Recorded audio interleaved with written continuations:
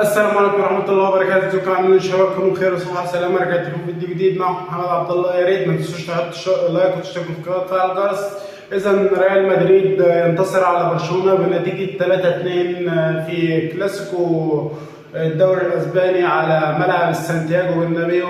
المباراة اللي كان فيها لقطات مثيرة للجدل تحكيميا بالنسبة لكلا الفريقين، لقطات يعني مش عارف، يعني للاسف التحكيم الانجليزي او الاسباني يعني للاسف بقى اليوم لقطات اسوأ من التحكيم الافريقي. يعني بنتكلم على افريقيا الحكام مثلا على دوم ولا فيراشاو ولا كده، لكن للاسف التحكيم الانجليزي والاسباني الاثنين بقوا اسوأ من بعض. احنا بنتكلم النهارده ان في هدفين او 3 اهداف في المباراه يعني المفروض يتلغوا، او يعني في اهداف المفروض تتلغوا، اهداف المفروض تتحسب. احنا بنتكلم عن مباراه هدف في الدقيقه 5 لكريستنسن. يعني مبدئيا لما بتكلم على الهدف انا برشلوني وبقول لك الهدف فيه شك لان كريستنسن في اللقطه اي نعم هو ما جاش جنب اللونين، لكن حط سند بايديه الاثنين على توني كروس وارتقى منعه من الارتقاء معاه. هل الحكم مثلا شاف تقديره ان هو مش اعاقه او حسبها ازاي؟ انا مش عارف، لكن بقول لك ده هدف فيه وعليه. لكن نيجي بقى لضربه الجزاء. ضربه الجزاء لريال مدريد، الهجمه بتبدا من على اليمين، لوكاس فاسكيز بيعدي من جواو كانسيلو بطريقه غريبه. للاسف جواو كانسيلو يعني بقى له ماتشين 3 ادى اداء كارثي. تخيل لوكاس فاسكيز اللي ما بيلعبش مع ريال مدريد اساسي ولاعب دكه بيعدي من جواو كانسيلو. باوكو بارسي يعني بيثبت رجليه على الارض، بيعمل بلوك للكوره. رجل فاسكيز بتخبط كده في رجل كوبارسي. يعني انا مش عارف الحكم ازاي حسب ضربه جزاء. طب اللقطه بتاع الفار ما اتعادتش ليه؟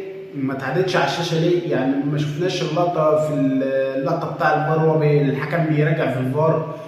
مش فاهم ازاي ده ضربه جزاء. بيخش فينيسيوس ويحطها طبعا جول، اللي طبعا لو عدتها 10,000 مره تير شتيجن عمره ما هيجيبها.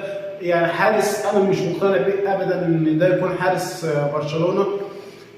بالشوط الاول بيخلص طبعا باصابه ديونج يعني مش عارف. يعني تخيل فريق خارج من الابطال بسيناريو قذر واصابه لعيبه يعني حاجه يعني ما فيش كده بقى يعني في الدنيا، نحس ما فيش بعد كده. طبعا الشوط الثاني بيبتدي طبعا كرة في الدقيقة 68 تقريبا لفيرمين لوبيز، عرضية من لامين يامال بتعدي من ورا ليفاندوسكي، لونين بيشيلها بترد لفيرمين لوبيز اللي بيحطها في المرمى عشان النتيجة تبقى 2-1. الريال بيرد بسرعة عن طريق فينيسيوس جونيور اللي لعب عرضية اتلعبت في ظهر جواو كانسيلو. يعني بص على لقطة الهدف ده ولقطة هدف عثمان ديمبلي في ماتش باريس، الاثنين سوء تغطية من جواو كانسيلو. نفس اللقطة ونفس اللعب في ظهر اللاعب يعني سايب جبهته مش مغطي على اللاعب. المفروض ان فاسكيز ده على جبهتك، المفروض انت مغطي عليه، لكن للاسف اللاعب ما عندوش وعي بالمكان. يعني انت في حاله دفاعيه المفروض تبقى مدرك بالمكان اللي انت فيه، الحاله الدفاعيه اللي انت فيها، مين اللي وراك، مين اللي قدامك، مين اللي جنبك، عشان على اساسها تتحرك. لكن للاسف اللاعب الكره بتتلعب في ظهره وبيجي يحطها جون. وللاسف جود بلينجهام بيضرب رصاصة الرحمة في الدقيقة 98 عشان المباراة بنتيجة 3-2. وخلاص كده الدوري مدريد بنسبة كبيرة للأسف. يعني أنا مش زعلان من الخسارة قد ما زعلان من الطريقة اللي خسرنا بيها للأسف. يعني في كرة نسيت أتكلم عليها، الكرة بتاعت لامين يامال بتاع الركنية. يعني كرة يعني انا مش فاهم ازاي ملعب زي ملعب السانتياغو برنابيو ما فيهوش تقنيه الخط بتاع الفار وما فيهوش كاميرا على الخط. يعني انت ما عندكش تقنيه وما عندكش كاميرا على الخط. الكرة بتاع لامين يامال اللي اتلعبت ركنيه ولامين حط رجله والكرة الحارس شالها من جوه. انا بالنسبه لي شايف ان هي جول. يعني اكتبوا لي في الكومنتات انتوا شايفين هي جول ولا لا، ولا الحكم يعني عايز اقول لكم ان الحكم ده حكم ماتش ختافي بتاع برشلونه وختافي اللي كان اول ماتش في الموسم خالص. ارجعوا شوفوا الماتش ده وشوفوا الاخطاء الكارثيه بتاع الحكم. حكم يعني عليه شبهات، يعني المفروض ما كانش يتعين حكم للكلاسيكو.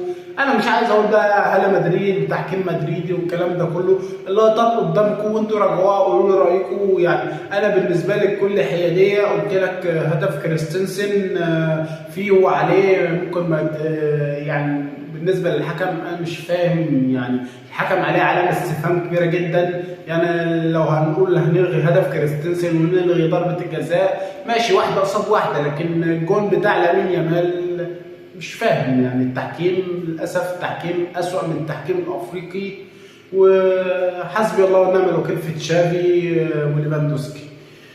وبس ده اللي كان معنا في الحلقه الفيديو النهارده. ما تنسوش تحطوا لايك وتشتركوا في القناه وتفعلوا الجرس. سلام.